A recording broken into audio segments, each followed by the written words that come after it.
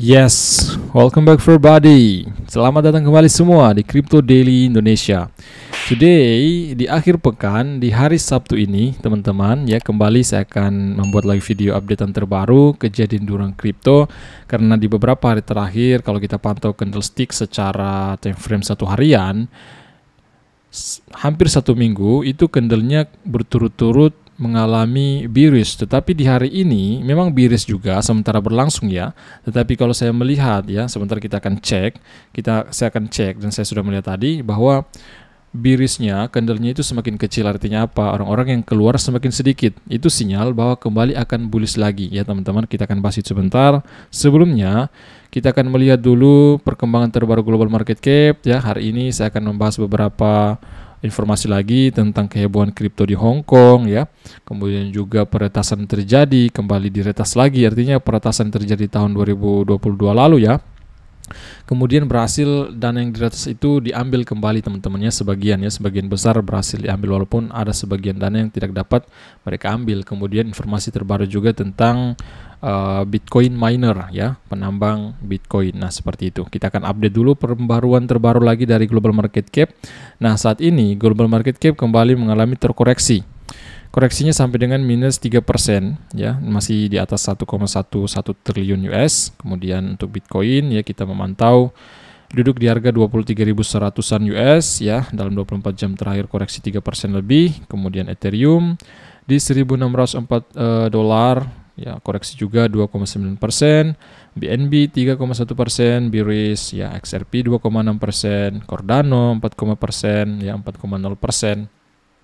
OKB 2,7% ya. Kebanyakan di sini seperti biasa ya, ketika induknya Bitcoin mengalami penurunan, global market cap penurunan, maka kemungkinan besar koin token teratas ini mengalami juga kebanyakan bearish ya, termasuk Polygon Matic, Dogecoin ya, Solana, apalagi di Lido, Stake Ether ya, Polkadot lumayan dalam juga koreksinya di kisaran 6%-an, termasuk Shiba Inu juga 4,1% mengalami penurunan, Litecoin 2,1%, dan banyak altcoin lainnya tampaknya saat ini kembali mengalami penurunan. Kenapa sih seperti ini Bang? Nah jadi saya menyampaikan ini kepada teman-teman karena market, investor, para whale, para shark ya, per investor itu intinya mereka kembali berspekulasi. Kenapa? Spekulasinya sih bagaimana Bang? Jadi spekulasinya begini, karena bahwa si Jerome Powell itu telah mengumumkan mereka akan kembali kemungkinan besar menaikkan suku bunga acuan mereka, kemungkinan ya kalau bukan 25 basis poin ataupun 50 basis poin di FOMC berikutnya, Federal Open Market berikutnya, pertemuan berikutnya. Nah, itu sudah diungkapkan oleh si The Fed ya, si ketua Jerome Powell. Mereka berencana kembali menaikkan suku bunga karena inflasi masih tinggi ya di Amerika Serikat. Makanya kenapa mereka akan kembali menaikkan suku bunga acuan, sehingga inilah yang mengakibatkan spekulasi di market, sehingga mengakibatkan kripto kembali mengalami penurunan ya, walaupun ada beberapa berita menarik sebenarnya tentang kehebohan di Hong Kong, kripto di Hong Kong memudahkan kripto retail ya, investor retail, dan beberapa informasi bagus lainnya menurut saya. Kita akan lihat dulu ya untuk candlestick dari Bitcoin dalam time frame daily. Nah, di sini kita melihat kalau teman-teman lihat dalam time frame satu harian atau daily, nah kita pantau si Bitcoinnya itu ya, ini berturut-turut 5 hari berturut-turut itu terbentuk pola candle bearish. Nah, di hari ini sementara berlangsung teman-teman ya, pembukaan hari ini dan kemudian sementara berlangsung di akhir pekan ini. Nah, kita melihat di situ pola candle terjadi, bodinya itu semakin kecil. Nah, artinya apa? Sebenarnya ini ketika pola body candle kecil seperti ini sebenarnya sinyal juga bahwa orang-orang semakin sedikit yang keluar, semakin sedikit yang melakukan penjualan. Nah, kemudian investor melihat ya dalam dalam analisa candlestick, nah mereka kemungkinan akan kembali pasang ya, akan kembali menyerok lagi karena berpikir bahwa wah, kemungkinan mungkin Bitcoin akan kembali mengalami kenaikan. Nah, seperti itu sebenarnya mindset pola pikir para investor, para trader ya, mereka melihat situasi-situasi peluang-peluang pada pola candle ini teman-teman semua, karena ketika pola ini terjadi, misalkan salah satu contoh ya, pola bullish engulfing terjadi, mereka lihat sinyal di sana, kemudian mereka masuk, mereka akan melakukan pembelian karena mengidentifikasi akan mengalami kenaikan. Nah kemudian mereka melihat pola candle terjadi bearish engulfing mungkin, nah mereka akan kembali melakukan penjualan. Nah makanya kenapa ya indikator daripada candlestick itu biasanya tepat, kemungkinan besar tepat, karena spekulasi itu teman-teman semua. Dari dulu spekulasi itu terjadi, dari saham sampai masuknya di aset digital yaitu Bitcoin. Orang-orang menggunakan pola-pola ini sehingga investor itu mengikuti pola-pola tersebut, sehingga terjadilah pola-pola itu seperti itu. Tapi tidak 100% pola-pola terjadi ya. Kalau Bitcoin, kalau kripto juga erat kaitannya dengan berita-berita fundamental, apalagi dengan kenaikan suku bunga, penurunan suku bunga daripada si Jerome Powell ya, seperti itu ya teman-teman. Nah beginilah kondisi daripada si Bitcoin-nya, dan saya melakukan tadi open long ya, sempat saya melakukan open long di Exchange Fair Desk di akun copy trading kami di kisaran harga 23.100-an teman-teman ya. Saat ini harganya sudah 23.400-an ya, berarti lumayan profit juga ya. Nah jika teman-teman ingin melakukan trading dan bingung mau trading di mana ya, bisa menggunakan Exchange Fair Desk. Cek saya di deskripsi video ini, mereka juga memberikan banyak fitur-fitur menarik ya. Kita akan masuk berita yang pertama pada kesempatan kali ini teman-teman, tentang kehebohan kripto di Hong Kong dan beberapa token DeFi juga mengalami pelonjakan ya, melonjak kurang lebih 550% dari berita ini. Kemudian pencetakan NFT NBA di China itu selalu dicetak ya, seperti itu. Kehebohan kripto Hong Kong, token DeFi melonjak 550%, NFT NBA China. Nah, Hong Kong ingin memulihkan perdagangan kripto retail. Pelanggan FTX Jepang menarik hampir semua aset setelah 3 bulan. Artinya kembali mengaktifkan penarikan FTX Jepang setelah melakukan stop penarikan di awal-awal runtuhnya FTX ya, perusahaan induknya. Dan kemudian NBA China akan terus mencetak NFT. Next, Hong Kong bergerak bullish pada 20 Februari ya. Securities and Futures Commission SFC Hong Kong meluncurkan konsultasi tentang persyaratan peraturan yang diusulkan untuk platform perdagangan aset digital. SFC mensyaratkan lisensi pada bulan Juni untuk semua bursa mata uang kripto yang beroperasi di Hong Kong, atau meminta layanan dari investor Hong Kong.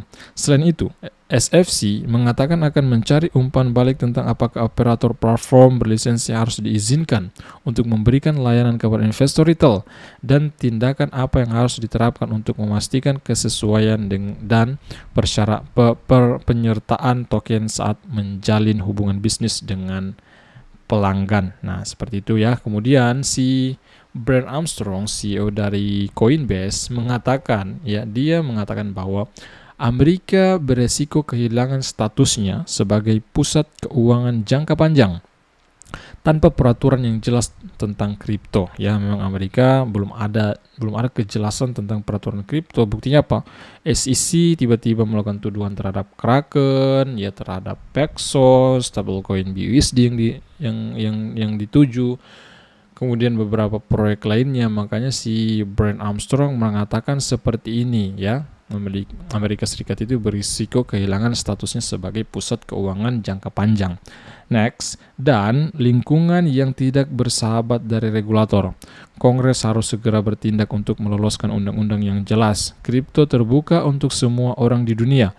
Dan yang lainnya memimpin, ya, Uni Eropa, Inggris, dan sekarang adalah Hong Kong atau HK, teman-teman semua. Nah, seperti inilah informasi terbaru juga datang dari Cointelegraph. Kemudian peretasan terjadi tahun 2022 lalu di bulan Februari ya. Terjadi ya, diretas sekitar 300 juta dolar lebih. Nah, itu berhasil kembali dieksploitasi lagi. Ya, artinya diambil lagi dana yang diretas tersebut sekitar 225 juta dolar.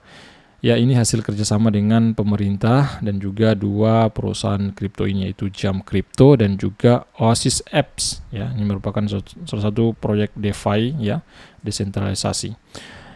Nah, wormhole hacker seharga itu dihacker kembali teman-teman. Jadi yang menghack itu adalah wormhole di tahun 2022 lalu di bulan Februari. Nah, itu berhasil diretas lagi. Intinya berita ini saya akan informasikan kepada teman-teman yang pentingnya saja bahwa hacker ini, wormhole ini kembali diretas ya, dananya sekitar 225 juta. Ini hasil retasan juga teman-teman semua, walaupun yang dia retas sekitar 300 juta dolar lebih ya, yang berhasil yang diambil kembali, dieksploitasi kembali sekitar 225 juta dolar. Pengambilan aset terjadi setelah Pengadilan Tinggi Inggris ya, dan Wales memerintahkan Oasis App untuk bekerja dengan jam kripto untuk mengambil kembali dana yang dicuri tersebut. Next, perusahaan infrastruktur Web3, jam kripto, dan platform keuangan terdesentralisasi DeFi Oasis telah melakukan eksploitasi balik, artinya peretasan kembali teman-teman, pada peretas protokol wormhole. Dengan keduanya berhasil mendapatkan kembali aset digital senilai 225 juta dolar dan mentransfernya ke dompet yang aman. Sekarang serangan wormhole itu terjadinya pada Februari di tahun 2022 dan melihat Rapid ETH atau WETH senilai sekitar 321 juta tersedot melalui kerentanan di jembatan token protokol ya, sekitar 321 juta yang diretas ya, tetapi yang dapat diambil kembali sekitar 225 juta dolar teman-teman. Intinya seperti itu ya berita ini. Dan kemudian kita akan masuk berita datang dari para miner kripto ya, penambang kripto, penambang Bitcoin. Nah, kita melihat bahwa baru-baru ini kesulitan penambangan naik sekitar 9,9% dengan lebih banyak mesin yang online di tengah rally baru-baru ini. Semakin banyak mesin yang online, mesin penambang yang online untuk menambang kripto atau Bitcoin misalkan, maka kesulitan penambang itu akan kemungkinan besar akan naik ya. Matematika algoritmanya itu untuk memecahkan transaksi hash itu semakin naik teman-teman semua. Ini buktinya bahwa informasi yang kami dapat datang dari The Block naik sekitar 9,9%. Kesulitan penambangan melonjak 9,9% pada hari Jumat karena hash rate jaringan naik lebih dari 300 EH per sekon. Apa sih EH ini Bang? Ini EH ini adalah exahash per sekon ya. Itu merupakan exahash per sekon. Ini merupakan satuan untuk mengukur hash ya. Satuan untuk mengukur kecepatan hash dalam jaringan Bitcoin, seperti itu. Kenaikan tersebut mencerminkan ekonomi pertambangan yang membaik sejak awal tahun ya, membaik karena turunnya juga listrik ya, informasi yang kami dapat. Nah, seperti itu. Kesulitan penambang Bitcoin telah meningkat sebesar 9,9% setelah penyesuaian terbaru.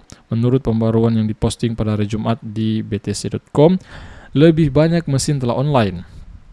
Kemungkinan sebagian karena rally harga Bitcoin baru-baru ini dikombinasi dengan penurunan biaya listrik yang telah memberikan bantuan yang sangat dibutuhkan bagi para pengembang yang kesulitan. Kesulitan penambangan mengacu pada kompleksitas ya, proses komputasi yang digunakan dalam penambangan, dan ini menyesuaikan setiap 2 minggu atau sekitar setiap 2016 blok yang sinkron dengan hash rate jaringan. Nah, ini merupakan histori perjalanan ya hash rate daripada Bitcoin ya teman-teman semua. Hash rate global jaringan untuk sementara melonjak lebih dari 320 exahash per sekon minggu ini menurut data yang dikumpulkan oleh The Block Research. Nah, ini ya teman-teman ya. Ini data dari 2017 selalu mengalami kenaikan. Nah, ketika mengalami kenaikan seperti ini, nah ini semakin banyak penambang yang online, semakin banyak yang melakukan penambangan sehingga tingkat kesulitan untuk menambang itu semakin sulit teman-teman semua. Makanya tadi informasi ini kita lihat yaitu mengalami kenaikan untuk kesulitan penambangnya sekitar 9,95%. Ini berita baik sebenarnya ya di ruang kripto tentang penambangan karena biaya listrik juga sudah sedikit demi sedikit mengalami penurunan. Dan informasi yang kami dapat datang dari Crypto Games. Nah, alamat pemegang sekitar 980.000 lebih alamat itu memegang kurang lebih 1 Bitcoin ya teman-teman semua ya. 980.000 address holding atau alamat yang memegang 1 Bitcoin. Wow. Target berikutnya ya, next stop 1 million, 1 juta alamat. Wow, saya kira ini menarik teman-teman. We keep on building, kami terus membangun. Wow, kalau kita melihat histori Bitcoin secara beberapa tahun terakhir, memang kadang turun juga sedikit, kemudian mengalami kenaikan, tetapi kalau kita lihat dalam beberapa tahun terakhir, itu selalu mengalami kenaikan, apalagi alamat pemegang Bitcoinnya, pastinya selalu mengalami kenaikan, karena orang-orang akan semakin sadar terhadap Bitcoin ini, teman-teman. Semuanya akan selalu ada banyak orang, hampir tiap hari mungkin orang-orang mengetahui Bitcoin, kemudian mereka berinvestasi di sini, Bitcoin kah, Ethereum kah, ataupun altcoin lainnya, seperti itu. Ya, saya pikir mungkin berita hari ini cukup sekian ya, karena sudah lumayan panjang informasi yang kami sajikan pada video kali ini. Videonya mungkin juga sudah agak panjang, teman-teman semua. Nah, mungkin cukup sekian. Bagi diri Anda yang belum mengikuti ya Twitter kami ataupun YouTube kami, hargai ya saluran ini dengan beri dukungan Anda dengan cara smash tombol like, subscribe, bunyikan loncengnya. Nama saya Sofyan. Sampai jumpa video besar berikutnya. See you tomorrow my friend. Bye bye.